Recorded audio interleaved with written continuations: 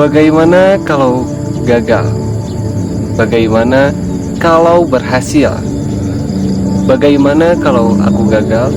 Pertanyaan itu muncul setiap kali kita mau mencoba hal-hal baru atau mencoba sesuatu, kayak kita beranjak dari zona nyaman kita. Dan juga ketika kita mengambil suatu keputusan, selalu ada rasa takut yang ikut duduk di samping kita.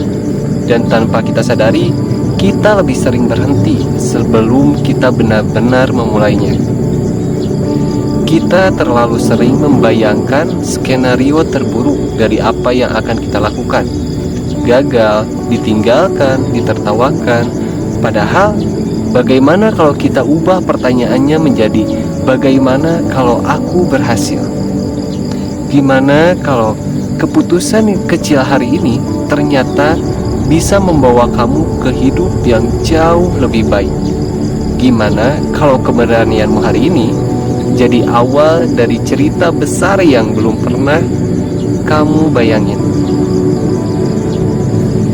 Kita terlalu sering takut pada kegagalan sampai kita lupa bahwa gagal itu bagian dari kehidupan.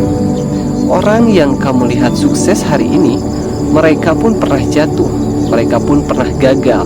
Bahkan mereka gagal berkali-kali, tapi bedanya mereka terus bangkit dari kegagalannya. Dan kalau kamu terus bertanya kepada diri kamu sendiri, bagaimana kalau misalkan kamu gagal?